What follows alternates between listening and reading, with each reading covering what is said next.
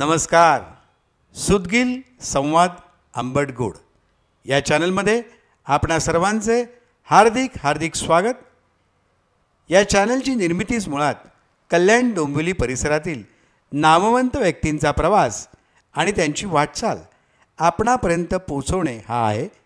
चला तर मग आजच्या या गप्पांना आपण सुरुवात करूया. आणि आज आपण इथे पोहोचलेलो आहोत ते आहे, मला असं वाटतं मागे तुम्हाला दिसतंय की खिडकी वडा. इथे खिडकी आत्ता प्रत्यक्षात नाही आहेत, पण तुम्हाला खिडकीसुद्धा कशी होती हे देखील आम्ही आपल्याला दाखवणार आहोत. आणि यासाठी आज इथे आपण कल्याणमधील टिळक चौकामध्ये आलेलो आहे की ज्याची स्थापना 1968 साली या खिडकी वड्याची झाली. चला तर मग या आपण भेटूया खिडकी वडा कल्याणचा. आपण जर का काउंटर पाहिला तर तुमच्या लक्षात येईल की अगदी ही भली मोठी चटणी केलेली आहे. याचे पॅकेटसुद्धा बांधून ठेवलेले आहेत. आणि मला असं वाटतं हा कागदसुद्धा जो वापरतायत ना तो बटर पेपरचा कागद आहे, जेणेकरून त्याची शाई हे लागून लोकांच्या आरोग्याला काही प्रॉब्लेम होऊ नये. वडा जर पाहिला तर वड्याचा आकार बघा, त्याचप्रमाणे वडा ज्या पद्धतीने दिला जातो, चटणी लावली जाते, वडा दिला जातो, मिरच्यांचं तिथे थाळी ठेवलेली आहे. लोकांसाठी त्यांनी अत्याधुनिक टेक्निक्स म्हणजे पैशालासुद्धा त्यांनी आपल्याला जर ऑनलाईन पेमेंट करायचं असेल तर ती देखील सुविधा उपलब्ध करून दिलेली आहे. आणि इतकं सुटसुटीत आणि इतकं स्वच्छतेने नटलेलं असं यांचं वझे यांचा खिडकी वडा जो कल्याणमध्ये खूप प्रसिद्ध आहे. याची यांनी प्राईज लिस्टसुद्धा इथे लावलेली आहे. इथे वडापाव तर मिळतो, कोथिंबीर वडी, आळू वडी, कोकम सरबत, ब्रेड कटलेट, आवळा सरबत, जिरा सोडा, म्हणजे जशी लोकांची मागणी वाढत गेली, लोकांच्या आवडीनिवडी वाढत गेल्या, त्या पद्धतीने त्यांनी इथे ते ॲटम्स ठेवायला देखील सुरुवात केली. ही खरोखर एक वाखणण्यासारखी गोष्ट आहे. ती फक्त वड्यामध्येच न अडकता आळूवडी म्हणा, कोथिंबीर वडी म्हणा, अगदी मूग भजीसुद्धा इथे दिलेली आहे. म्हणजे लोकांच्या आवडीनिवडी तर जपल्याच आहेत. अरे पण हे काय दिसतंय, इथे बेल कसली आहे? ओ मालक या इकडे या तुम्ही. अहो काय मंदिरासारखं तुम्ही म्हणजे दुकानाला मंदिर मानता म्हणून बेल बांधवली का काय प्रकार काय हा? ही बेल ऍक्च्युली आहे एक तर याच्यामध्ये पॉझिटिव्हिटी आहे. अच्छा. आणि या माणसाला काही सिग्नल द्यायचा असेल तर हा ही बेल वाजवतो. म्हणजे आपण पॉझिटिव्हिटी पण तयार होते. आणि ही आमची पारंपरिक आहे, पहिल्यापासून बेल आम्ही ठेवलेलीच आहे इकडे. किती छान आयडिया आहे बघा की ह्या दुकानामध्ये पॉझिटिव्ह वेव आल्या पाहिजे. लोक जे वडा खात आहेत, बाकीचे आयटम जे खात आहेत त्याच्यामध्ये त्यांच्यामध्ये पॉझिटिव्ह एनर्जी गेली पाहिजे. आणि सगळ्यात महत्त्वाचं म्हणजे ही जी बेल आहे आपल्याला दिसते, ही बेल त्यांची पारंपरिक पद्धतीने पूर्वीच्या पिढीपासून आलेली ही बेल आहे. पूर्वीची पिढी असं नाही म्हणता येणार, पण ती आम्ही कॅरी फॉरवर्ड केली की आता ही बदलली आहे. अच्छा. फक्त बदललेले नाही ना, ही एक परात, याच्या आधीची एकच परात होती पहिले. अच्छा. आता ही परात येऊन हिला 4 वर्ष झाली हिची नोकरी. पण 68 सालापासून 4 वर्षापर्यंतची जी परात आहे ती घरी आम्ही ठेवलेली आहे. म्हणजे सुरुवातीला तुम्ही बघितलं तर परातीमध्येच वड्या ठेवायचे. हो, 10 पैशाला जेव्हा वडा होता तेव्हा ती जी परत होती आमची, त्या परातीने एवढी ड्युटी केली म्हणजे तिला आम्ही आता ती घरात म्हणजे मानाने ठेवलेली ती. बरोबर आहे, तिचा तो मानच आहे. Very nice, very nice. पण इथे बटाटे तळले जातात, त्याचं मिश्रण इथे तुम्ही जर बघाल तर त्याचाही रेशो मला असं वाटतं त्याचाही असेल ना रेशो. त्याचा रेशो म्हणजे आता ऍक्च्युली कसं आहे की हा सगळा अनुभवाचा खेळ आहे. कारण जेवढे बटाटे घेतले तो त्याच्या अनुभवाने तो मसाला घेतो. पण त्याच्यावरती माझं लक्ष आहे कारण मी इकडे उभं आहे. चव महत्वाची केव्हाही. आणि आता कसं आलं की इथे एवढं काम करून त्या कलर वरून सांगू शकतो की याच्यामध्ये मीठ कमी आहे का जास्त आहे. एवढी मेलेली आहे. हो, सांगू शकतो. हे तुम्ही आणखीन एक जर बघाल तर तुम्ही हेही बघा की इथलं जे बेसन पीठ आहे, हे बेसन पीठ जे आहे ते बाहेरून आणलं जातं का बेसन पीठ तुम्ही स्वतः दळून केलं जातं? आता याच्यामध्ये आता तसं म्हणायला गेलं तर आम्ही ही डाळ आणतो आणि त्या डाळीचं आम्ही जे पीठ करतो त्याच्यामध्ये जी चक्की ठेवलेली आम्ही, त्या चक्कीमध्ये सुद्धा मशीन वेगळं ठेवलेलं की याच्यामध्ये बाहेरचं काही दळल्याचं पण बाहेर दिलं जात नाही, स्वतः दळली जाते. ती आमचीच फक्त ती चक्की पिसतो तो आणि तो नंतर बंद करून ठेवतो. त्याच्या गिऱ्हाईकासाठी त्यांनी वेगळं मशीन ठेवलेलं आहे चक्कीवाल्याने. गरम गरम वडा असा परातीमध्ये आलेला आहे, त्याचा आकार पण तुम्हाला दिसत असेल. या बात. आणि ही सतत प्रक्रिया चालूच असते का वड्याची? हो, ही चालूच असते. एकदा शटर उघडलं ही मशीन चालू. म्हणजे मला एक सांगा की तुम्ही असे वडे तयार करून ठेवत नाही? वडे तयार करून म्हणजे मी तर म्हणे वडे तयार करून ठेवणारा बिझनेस बोलत नाही. अच्छा. कारण जो माणूस गरम करून, आता हे बघा, हे तुम्ही वेटिंग वर आहेत सगळे, हे सगळे वेटिंग वर आहेत. तर ही जी मजा आहे ऍक्च्युली याच्यामध्ये गिऱ्हाईक पण मजा घेतं, आपली पण. कारण हे वडे ते बघतायत आणि हे गरम गरम त्यांच्या समोर जात आहेत आणि आम्ही त्यांच्या समोर हे मुद्दाम आम्ही ओपन ठेवलं की ते गिऱ्हाईकांना दिसू दे. बरोबर आहे. आमच्याकडे प्रिझर्वेटिव्ह काही नाही. आम्ही ही मार्केटिंग टेक्निक पण तुम्ही वापरता. गरम गरम. हो नकळत माणसाला एक वड्याच्या ऐवजी 2 वडा खाण्याचा मोह व्हावा. होतो आणि परत तो घरच्यांना पण 2 वडे घेऊन जातो. पण आता ह्याच्यावर एक मला सांगा की इथे येणारे जे लोक आहेत ही स्पेसिफिकली कुठल्या एज ग्रुपचे असतात? म्हणजे तरुण, थोडेसे वयस्कर, फॅमिली येऊन इथे वडा खातात? जास्त कुठला ग्राहक आहे? आता आमच्याकडे सगळ्या एज मधली माणसं इकडे येतात. काही माणसं अशी सांगितली की मी इथे पहिलीच असल्यापासून मी इथे आईच्या कडेवरून वडे खाल्ले. अशी पण मी पण साक्षीदार आहे त्याच्यामध्ये की मी सुद्धा 10 पैशाला ज्या वेळेला खिडकी होती त्यावेळेला ह्यांच्याकडे वडा खाल्लेला आहे आणि त्या वड्याची साईज एवढी मोठी होती की तो वडा आम्ही घरी घेऊन जायचो. म्हणजे आम्ही 4 भावंड, आई वडील, 6 वडे 60 पैशाला घेऊन जायचे. आई आमची छानशा चपात्या लाटायची आणि एका वड्याबरोबर 2-2, 3-3 चपात्या खायच्या. ते आमचं जेवण. कारण त्यावेळेला खिशाला परवडणारं हॉटेल मिळेल नव्हती. पण आणि त्याच्याबरोबर ती महत्वाची तुमची चटणी, लसूण ज्याची तुम्ही अजूनही क्वालिटी मला असं वाटतं मेंटेन केलंय. नक्की त्या मागचं पण काय गमक काय चटणीच्या मध्ये निघणार हा जो चुरा आहे ना, तो चुरा आणि लसूण असं मिळून ती आम्ही पावाचा चुरा वगैरे करून त्याच्यात टाकत नाही. इनफॅक्ट आमची टेंडन्सी असे की आम्ही बंद दुकान करताना बंद करून जातो. म्हणजे फ्रीज मध्ये काय आहे आम्ही ते ठेवायचं नाही, आम्हाला ठेवायचं पण नाही. हा धंदाच करायचा नाही असा. जे काय आहे ते ताजं लोकांना द्यायचं. फक्त लसूण चटणी आहे ती आमची आजची उद्या जाते कारण ती 2 महिने टिकते. अच्छा, त्याच्यामुळे तुमचं फक्त चुरा आणि लसूण असल्यामुळे एवढंच आहे, पाण्याचा काही संबंधच नाही. लोक तुमच्याकडे वडे किंवा बाकीच्या तुम्ही जे काय आयटम्स ठेवलेले, डाळवडी म्हणा किंवा जे काय कोथिंबीर वडी वगैरे येतात. पण तसंच मला असं कळलं की तुमच्याकडे चटण्या सुद्धा विकत घेऊन जातात लोक. चटण्या म्हणजे मसाला दाखवतो तुम्हाला एक मिनिट. आता तुम्ही लसूण चटणी जी म्हणालात ना ती तर विकत घेतातच. पण हा मी पण मला सांगा, मी ह्याच्याकडे येतोच, पण मला हे सांगा लसूण चटणी बद्दल मी विचारतो की लसूण चटणी पण तुम्ही विकतात अशी? हो, आम्हाला विकायला भाग पाडलं गिऱ्हाईकाने. अच्छा, आम्हाला पाहिजेच. तर मला सांगायला आवडेल की लोक म्हणतात की वड्याबरोबर चटणी फुकट, पण हे चटणी देतात त्या वड्याच्या क्वांटिटीने फुकट देतात. पण इतरांना जर का नुसती चटणी देखील हवी असेल तरी ती चटणी यांच्याकडनं दिली जाते. चटणीचा साधारण काय भाव काय? 400 रुपये किलो आहे. 400 रुपये किलो. बघा, म्हणजे क्वालिटी त्याची व्यवस्थित प्रॉपर आणि दाम पण घ्यायचा. मला यांचं एक गोष्ट फार आवडली ती म्हणजे असं आहे की क्वालिटीमध्ये कॉम्प्रोमाइज नाही आणि त्याचप्रमाणे जो काही दाम आहे त्या दामात सुद्धा ते रिझनेबल. कारण त्यांनी मगाशी सांगितल्याप्रमाणे फक्त जो बेसनाचा जो चुरा आहे तो जो तळलेला आहे त्याच्यात ते लसूण टाकून तेवढ्या 2 गोष्टींवरच ते चटणी तयार करतात. मग येणारा जो खर्च आहे त्याचा ताळमेळच्या दृष्टीने तुम्हाला ती क्वांटिटी मिळते. मला एक सांगा, आता आपलं मगाशी बोलणं झालं परात, तर मला परत एकदा ती परात दाखवावीशी वाटते लोकांना की खरोखर एक सांगावं वाटतं म्हणजे या परातीमध्येच का हा पहिला घाण्यातला काढलेला वडा टाकला जातो? याचा काय उद्देश आहे? याचा उद्देश असा आहे की परात म्हणजे आमच्याकडे बोरण हा प्रकार असतो. अच्छा, त्याच्यामध्ये कसं असतं, देवी असते, 3 बायका असतात की त्या देवीला ते बरेच प्रकार असतात त्या देवीला शोधायचं असतं. तो फक्त प्रकार आहे ना, बोरण हा प्रकार तो फक्त परातीतच केला आणि तो पितळेचाच केला जातो. पितळ्याच्याच केला. आम्ही असं समजतो की ही अन्नपूर्ण आहे. वा, आणि ही बघा, म्हणजे माझ्या अंगावर सुद्धा काटा आला यांनी सांगितलं तेव्हा की पहिला घाणा जो काढला जातो तो अन्नपूर्णेच्या परातीमध्ये ठेवला जातो आणि मग त्याचा भोग, असं मी म्हणेन की त्याचा भोग जो आहे तो ग्राहकाला दिला जातो. म्हणजे ग्राहकाचाही मान ठेवला जातो, परातीचाही मान ठेवला जातो.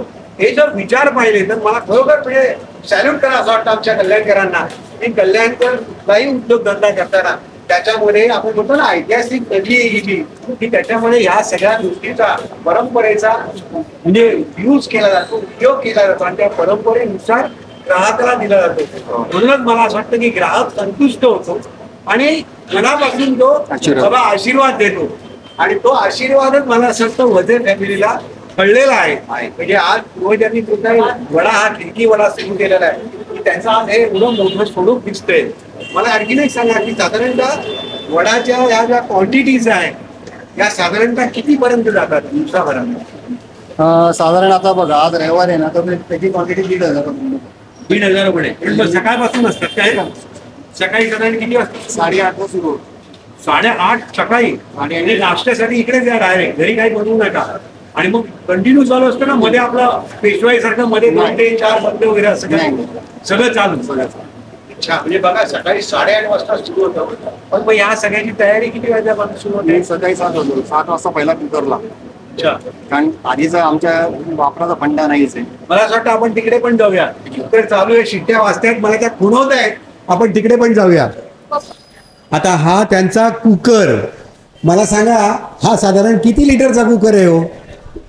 हा ऍक्च्युली लिटरमध्ये सांगता येणार नाही, पण तो 14 किलोमध्ये आहे. तो 14 किलोचा तो म्हणजे एका वेळेस बटाटे जे आहेत 14 किलो ते 14 किलोचे बटाटे मिळतात. 14 किलो होते. मग हे जे आहे तुम्ही बटाटे वगैरे उकडून ठेवून ते सगळं करून रेडी ठेवतात का आवश्यकता लागेल तसंच परत वड्यासारखंच? नाही नाही नाही, आम्हाला जसं समोर गिऱ्हाईक आहे त्याप्रमाणे. आता कसं आहे, जास्त गिऱ्हाईक असेल तर आमच्याकडे 2 कुकर आहेत. अच्छा. म्हणून हे फक्त कुकरसाठी ठेवलेली भट्टी आहे. बरोबर. ॲट अ टाइम 2 कुकर लावले तर गिऱ्हाईक किती असू दे ते मॅनेज होतं. अच्छा. पण कमी गिऱ्हाईक असेल तर एका कुकरवर काम होतं. आता 8:30 वाजलेले आहेत हो. आणि गिऱ्हाईक आता आम्हाला 9:15 पर्यंत बसायचं आहे मॅक्स टू मॅक्स. अच्छा. तर त्याप्रमाणे आम्ही इथे फक्त 30-40 वडे होतील एवढेच बटाटे लावलेले आहेत. अच्छा. जरी तो कुकर दिसत मोठा असला तरी आतमध्ये त्याच्यामध्ये 30-40 वडे होण्या इतपतच बटाटा लावलेला आहे, कारण तो आम्हाला उरवायचा नाहीये. बरोबर. हे तुम्ही मगाशी म्हणाल्याप्रमाणे आजचा आज माल विक्री करून जाताना सगळं व्यवस्थित क्लिनिंग करूनच घरी जायचं. बरं, पण मग अशामध्ये असं आहे का की आम्ही एकदम परफेक्ट होत मग कधीच उरत नाही का? तो उरतो. हा. असं नाही म्हणत आहे की आमचं उरतच नाही, पण तो उरला की तो पहिले मग कुंडीमध्ये मग अच्छा. बंद आता करतात. कुंडीचा विषय काढला म्हणून मला सांगा की ह्याचा जो काही सगळा कचरा जो आहे, म्हणजे बटाट्याची सालं झाली, तुमचे रॅपर झाले, याचं नेमकं काय केलं? ओला कचरा आणि सुका कचरा 2 बाहेर कुंडी आहेत आमच्या. अच्छा. हा, सकाळी गाडी येते, हा, ती नेहमी येणारी गाडी आहे. अच्छा. सुक्याची सुका घेऊन जातो, ओल्याची ओला घेऊन जातो. म्हणजे बघा, मला हे पण सांगायला कौतुकाची गोष्ट ही की यांनी नुसता बिझनेस करण्याचंच नाही ठरवलंय, तर या शहरामधला जो उत्पन्न होणारा त्यांच्या वाट्याचा जो कचरा आहे त्याची ते वर्गीकरण सुद्धा करतात. आणि त्या वर्गीकरणानुसार महापालिकेची जी लोकल गाडी येते त्या गाडीमध्ये देतात. म्हणजे किती उद्देश चांगला आहे हाही बघा. कारण जिथे आपण कमवतोय, जिथे आपल्याला लक्ष्मी मिळते, ती जागा देखील स्वच्छ ठेवणं, त्याच्या येणाऱ्या कचऱ्याची विल्हेवाट प्रॉपर पद्धतीने शास्त्रोक्त पद्धतीने लावणं, हा देखील त्यांच्या डोक्याचा विचार आहे. मला आणखीन एक महत्त्वाचा प्रश्न विचारायचा आहे. तो म्हणजे असा, मी प्रश्न हा यासाठी म्हणतोय की हे सगळं सांभाळताना, म्हणजे तुमचं आहे, आपण आता पाहिलं तर इथे तेलाचे डबे दिसत आहेत. तुम्ही याचं पण गाव आहे, म्हणजे तेल आमचं आहे ते सनफ्लॉवर ऑइल आहे, कंपनीतून येत आहे. आता याच्यामध्ये गंमत अशी आहे की हे इकडे लोकलमध्ये पण मिळतं, सनफ्लॉवर लिहिलेलं. पण मगाशी बोललो तसं की अनुभव याच्यामध्ये गेम करतो बरोबर. हे आम्हाला कळू शकतं. इव्हन कुठचाही बिझनेस म्हणून जो आहे, ज्याचे 20, 25, 30 वर्ष झालेत, बरोबर, तो कोणी पण त्याच्या धंद्यामध्ये तो ओळखेल की तो त्याला फसवतोय का नाही फसवत. पण याचे सुद्धा तुमच्या मनात एखादा डीलर वगैरे ठरलेला असेल ना? डीलर ठरलेला. हो, तुम्हाला माल देईल. आता जर त्यांनी काहीतरी गडबड केली की त्याला लगेच तुम्ही जय महाराष्ट्र, हो लगेच. पण तो पण तशी हिंमत करत नाही. त्याला पण आणि त्याला पण माने ना की मी खिडकीवडाला देतो. अंदाजे साधारण रोजचे किती डबे लागतात? रोजचे 2 डबे, 1.5 डबा, 2 डबे, 1.5 डबा, 2 डब्याचं गणित आहे. म्हणजे टर्नओव्हर चांगला आहे. त्याला सुद्धा एक मोठं गिऱ्हाईक महिन्याच्या दृष्टीने मिळतं. होय. एक 70-80 डबे, 100च्या आसपास डबे त्याचे तुमच्याकडे येतात. म्हटलं तर तोही धंदा करताना तुम्हाला तरी काही त्याच्यामध्ये गौड बंगाल करण्याची शक्यता नाकारावी लागेल. पण मी मगाशी बोललो तसं की ज्याला बिझनेस इमानदारीत करायचा आहे ना, तो कधीच असं करणार नाही. आम्हीच असू दे किंवा कल्याणामधला कुठचाही नामांकित ब्रँड असू दे, तो असं कधीच करणार नाही. आपल्या धंद्याची मस्ती कोण करणार नाही. बघा, हा मुद्दाही महत्वाचा आहे की आपण मगाशी पाहिल्याप्रमाणे बेसन, त्यांनी सांगितलं की बेसन आम्ही डाळ आणून ते स्वतःच दळतात आणि त्याच्या होणारं जे बेसन पीठ आहे, डाळीचं पीठ आहे, त्याच्यामध्ये वडे तळतात. तळणारं जे तेल आहे त्याच्याबद्दल त्यांनी सांगितलं. आता मला आणखीन पुढे जायचं सर, कारण कसं आहे की वडा तुम्ही जी क्वालिटी सांभाळताय त्याच्यामध्ये तुम्ही हे सांगितलं की तुम्ही प्रत्येक गोष्ट स्वतः बारकाईने, आणि त्या भट्टीजवळ असो किंवा ग्राहकांमध्ये असो, सतत तुमची धावपळ चालू आहे प्रत्येकावर कंट्रोल ठेवणं. तर मला एक सांगा, सगळ्यात महत्त्वाचा घटक आहे बटाटा वडा, आपण असं म्हणतो. तर वड्याबद्दल बाकीचं सगळं झालं की वड्याचं बेसन झालं, तेल झालं, पण सगळ्यात महत्त्वाचा मुद्दा म्हणजे बटाटा. आता बटाटा वर्षभर एकच प्रकारचा मिळणार नाही, मग त्याची क्वालिटी त्याचा तुम्ही काय स्टॉक करून ठेवता का काय, कसं काय ते गणित कसं काय? नाही नाही, कुठचाही म्हणजे ब्रँडेड बिझनेसवाला आहे ना, बटाट्याचा स्टॉक करणार नाही. अच्छा. कारण आजचा बटाटा उद्या नाही म्हटलं ना तरी काहीतरी तो डॅमेज होतो आतमध्ये. पण मग एकसारखा बटाटा कसा काय मिळेल? एकसारखा म्हणजे नवीन बटाटे गोड मिक्सर असतात, मग ती वड्याची चव बदले. हा, मग तिथेच अनुभव काम करतो ना. बघितल्या तुम्ही जेव्हा पहिला कुकर लावता तेव्हा तुम्हाला कळतं की हा बटाटा गोड आहे, पातळ आहे, म्हणजे ओला आहे का सुका आहे. बरं ठीक आहे, आता एक आलं ना, दुसरं मागवायचं नाही मग. हे नको आता तू इंदूर बटाटा पाठव. अच्छा, म्हणजे वेळेप्रमाणे तुम्ही बटाटा पण ती क्वालिटीला फरक पडणार नाही पडणार. दक्षता घ्यावीच लागेल आणि ती घ्यावी लागतेच ती. आणि मग जोपर्यंत हा बटाटा मार्केटमध्ये ओला तोपर्यंत आपल्याकडे इंदूर बटाटा येतो. अच्छा. इंदूर बटाटा हा वेफरसाठी खास स्पेशल असतो. अच्छा. आणि त्याचे जे कुठचाही पदार्थ, वडाच असं नाही, त्याचं थालीपीठ करा, वेफर्स करा, काही पण म्हणजे तो एक नंबरचाच माल निघतो तो इंदूर बटाटा. म्हणजे तुम्ही एक नंबर काही सोडणार नाही नाही, या गोष्टीत तुम्ही एक नंबरच घेणार. माझे वडील असं सांगायचे की तुम्ही कच्चाच माल जर एक नंबर आणला तर होणारा आउटपुट एक नंबरच होणार आहे. म्हणूनच कल्याण, मला असं वाटतं कल्याण नाही म्हणेन मी, साता समुद्रापर्यंत सुद्धा या शिट्टीवाला एक नंबरलाच आहे. बघा शिट्टीवाली सत्य बोललो होते मी.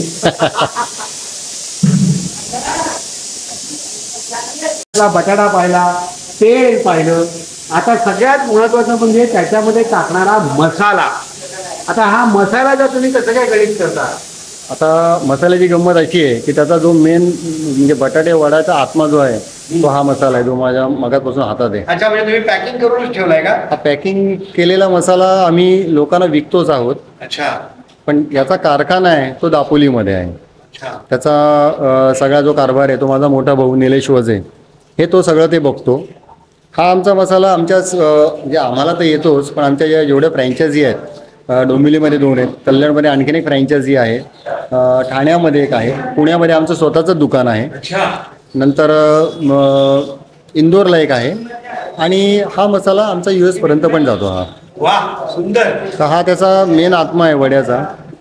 मसाला सेंट्रलाइज करण्याचं कारण असं आहे की क्वालिटी कंट्रोल राहतो.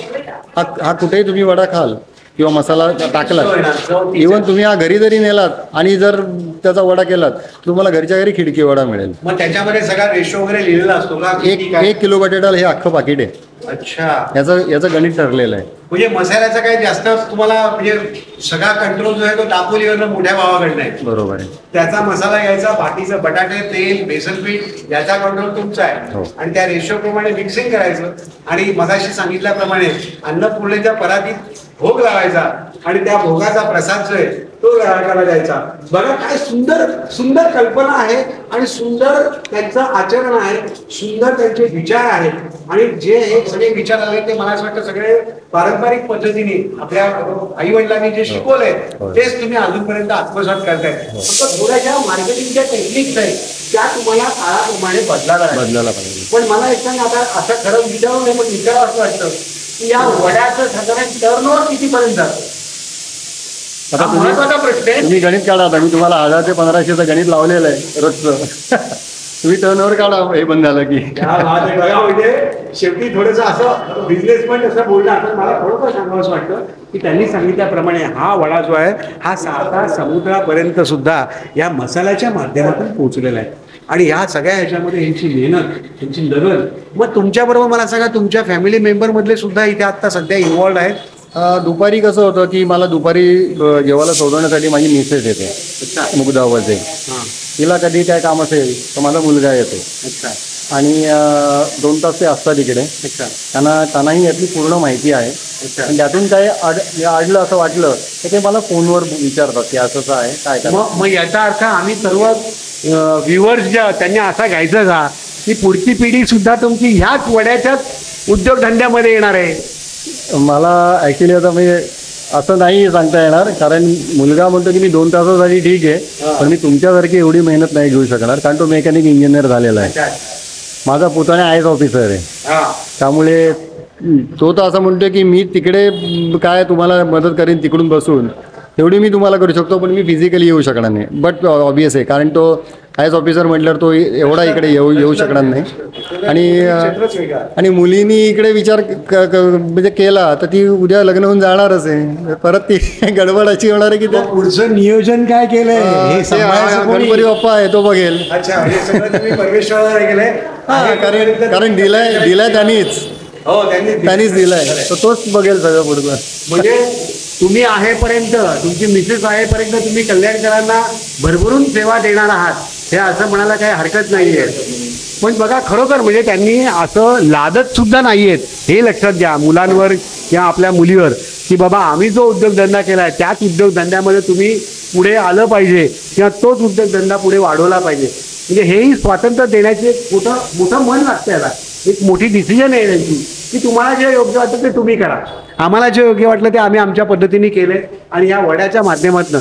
पण हा वडा मला सांगा, सुरुवात जी केली गेली ती 1968 मध्ये तुम्ही बाहेरच्या बोर्डवर केलेलं आहे.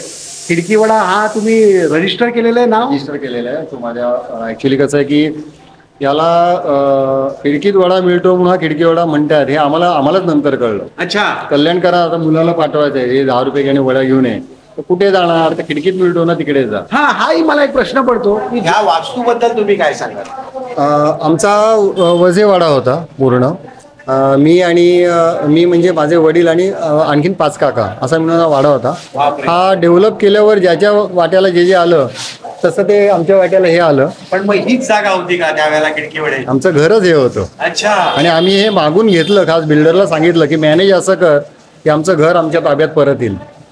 त्यामुळे आम्हाला जागा आहे तीच तुम्हाला मिळाली पाहिजे बिल्डिंग बांधताना. तर हीच जागा आहे जिथे आम्ही वडे तळत होतो, वडे बटाटे सोलत होतो. तरी आत्ता हे सगळं बटाटे वगैरेचं मशीन आत्ता आले सगळे. बटाटे आई वडिलांनी अपार कष्ट केले, बटाटे सोलून हाताने फोडून त्याचे वडे करून ते विकलेले. तेव्हा तुमचा काळ वेगळा होता. ती मेहनत जी त्यांनी केलेली आहे त्याची फळं आता तुम्ही चाकताय आणि त्या फळांना तुम्ही संगोपन पण व्यवस्थितरित्या करताय, हे फार महत्वाचं आहे मला असं वाटतं. मी शैलेश वझे, मी बालपणापासूनच या व्यवसायामध्ये आहे. आई वडिलांबरोबरच इथे शिकलो आणि हा व्यवसाय आता मी सांभाळतोय. माझी मिसेस पण माझ्याबरोबर असते. आता या आमच्या बिझनेसला 68 सालापासून म्हटलं तर 57 वर्ष झालेली आहेत.